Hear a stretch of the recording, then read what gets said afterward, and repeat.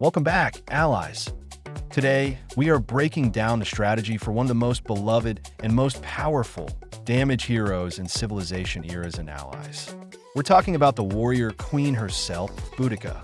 First, let's look at her skills to understand what makes her so good. For the first 4 turns of any battle, her passive skill makes her completely unstoppable. This means she cannot be stopped, stunned, or controlled in any way. But that's not all. During these 4 turns, her active skills have a 10% higher chance to trigger. Every single time Boudica successfully uses an active skill, she permanently increases the damage of all attack-type active skills by 10%. This buff stacks until the battle ends. If you can get both of her skills to trigger every turn for those first 4 turns, that's a potential 80% increase in active skill damage. That is an insane amount of power. Moreover, if you unlock Boudica's second title, she gets another powerful bonus, a 12% increase to all int-type active skill damage, and increased trigger rate of all skill by 3%. This is huge, because it means you can build her as a pure attack-based hero, or you can build her as a powerful int-based damage dealer, making her incredibly versatile. So, this gives us 2 clear strategic goals to focus on to make her perfect. 1. We need to make her trigger skills as often as possible.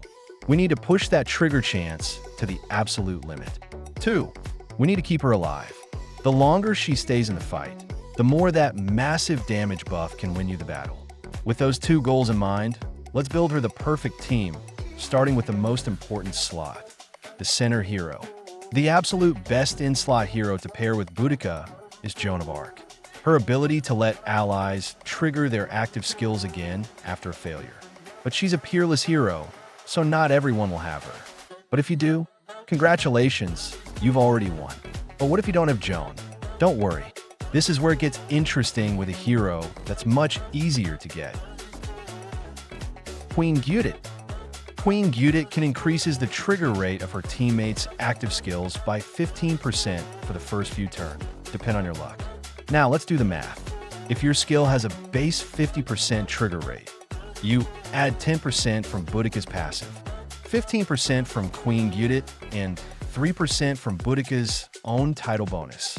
That brings Boudica's skill trigger rate to 78%. That is practically a guaranteed trigger every single time. The only catch is that Queen Boudica is a Season 2 hero, so if you're still in Season 1, you'll have to wait for her.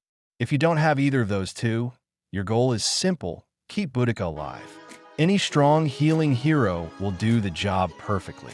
If you're running that int-based build we just talked about, you might want to look for support heroes that also boost int or magic damage to get even more synergy. For your Vanguard, the logic is exactly the same. We need to keep Boudica alive so she can stack her damage buff. Any dedicated tank hero that can absorb damage and protect the backline will be a perfect fit. So, here are the team compositions you can aim for. And that's the in-depth breakdown of how to turn Boudica into the ultimate damage machine.